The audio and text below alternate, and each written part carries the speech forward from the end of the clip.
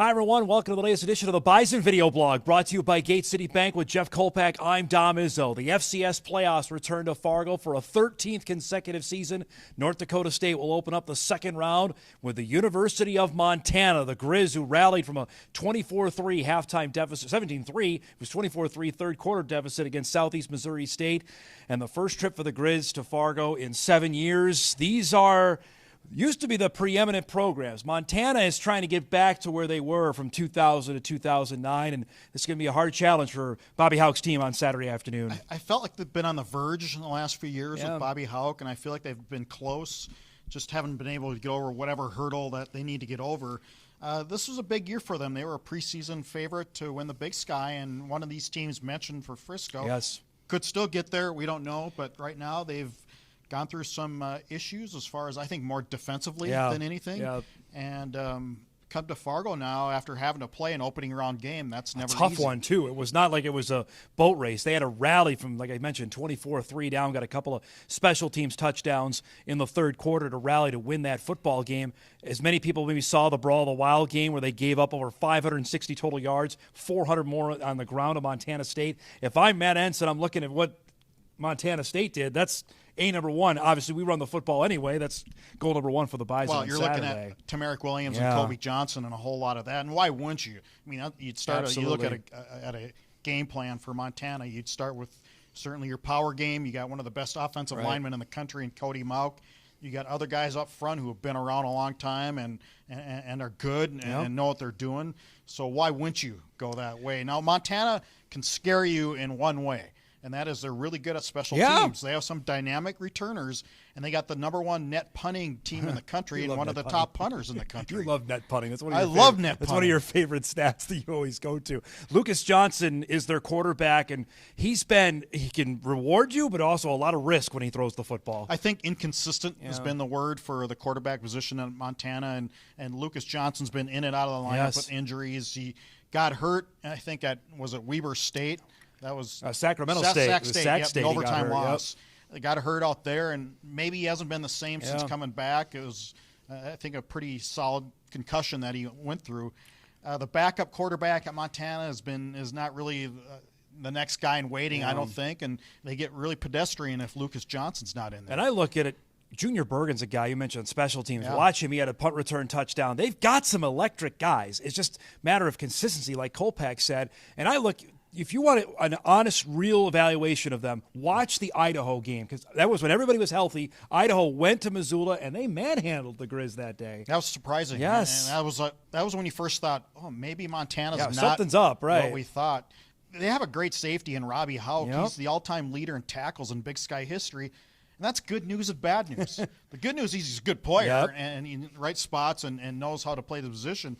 The bad news is he has to make so many tackles. Exactly it's right. It's not getting done up front. Meanwhile, for the Bison on the injury front, Matt Entz says for Hunter Lipke, looking still evaluating what's going to happen there. I think for Bison fans that are holding out hope to see number 44 again, I think we said it here a couple weeks ago that I think he's played his last game for the Bison. I just don't know. And really a hush is the word. Usually, mum is the word there. Word leaks out here or there somehow. Nothing. There's nothing. Obviously, it's a serious shoulder injury. That we know. Is it so serious that he's not going to be able to play in the Senior Bowl and do his pro day stuff and then have to come back for another year? I guess you can't shut the door totally on not seeing him, but it's not certainly looking good in this playoffs. Eli Mostar is running.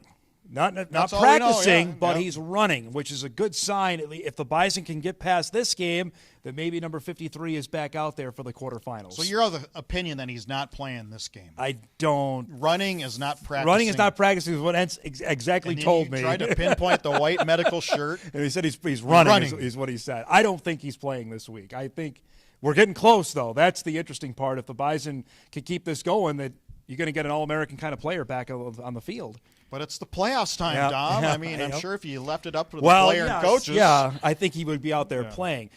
Now, off the portal news, Jaden Price comes full circle now, Jeff, especially with Montana's talented guys, that with Marquise Siegel gone, imagine number 23 is going to be playing an awful lot on Saturday. Well, you got 3 guys left. It's not like you're down to 2 corners and one of them left. And Jaden Price has been around a long time. He knows how to play the game. Destin Talbert's a solid player, made some big plays in playoffs.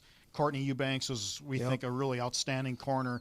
I don't think it cuts into your depth, certainly, and Siegel's pretty good, but you've had a week to forget about it now. That bye week not only helps you rest up, but I think it helps you re-energize and makes it, time heals. Yeah. And in college football, there's not a whole lot of time, to think about stuff from one week to the other. So that week off maybe helped erase some of that memories of these guys leaving. The Valley Player of the Year awards came out while we were up here. Jaleel McLaughlin won Offensive Player of the Year from Youngstown State. Well deserved. I voted for him. Zeke Vandenberg was Defensive Player of the Year from Illinois State. He had a great year. It's interesting, though, the two top awards went to teams not in the postseason, though, this year. Well, it's individual awards. Yeah. It's stats. It's a stats thing. Youngstown should have been in the playoffs. Yes, after seeing what we saw this weekend. I watched every first-round game, and you look at most of these teams and go, okay, here's a Valley team that probably would have handled this team. Yes.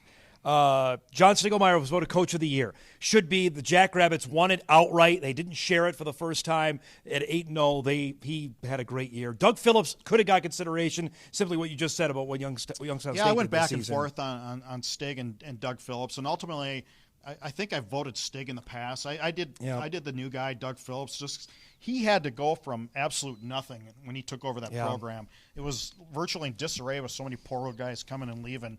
And to really change the outlook and the structure the vibe of that Youngstown, they'll be in the hunt next. Even with Jaleel gone, I think they got something going that they'll be in the mix. I think what he said has come to fruition. He goes, I want to do the high school thing.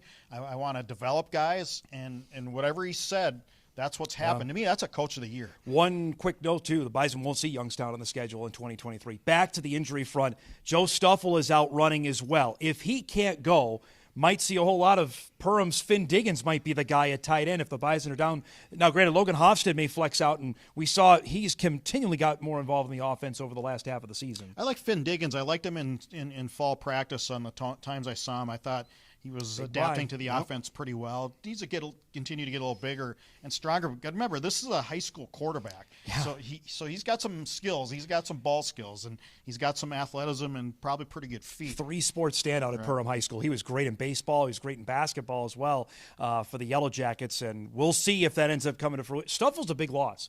I think since Gindorf went down and before the South Dakota game, you can go on and on this, but since the South Dakota game, he had a reception in every game. Every game prior to the UND game, he caught a pass. Yeah, and I think he came here as obviously really highly recruited with a boatload of FBS offers. Interesting to see what's going to happen. Montana coming. This just has a little sizzle to it, Kolpack. I know from that game in 2015, I know Bison fans long remember that game in Missoula. The Bison got him back later, and now a second-round playoff match between these two with the winner moving on to the quarterfinals. Full coverage all week. Jeff, Mike, Big E will have you covered Inforum.com. We'll have you set on WDAY. Bison Game Day will be live from the Dome, 10 a.m. on WDAY. The game on ESPN+. We'll have you covered throughout the game and, of course, post-game for our traditional post-game show to wrap things up on Saturday night. For Jeff Kolpack, I'm Dom Izzo. That's the Bison Video Blog brought to you by Gate City Bank.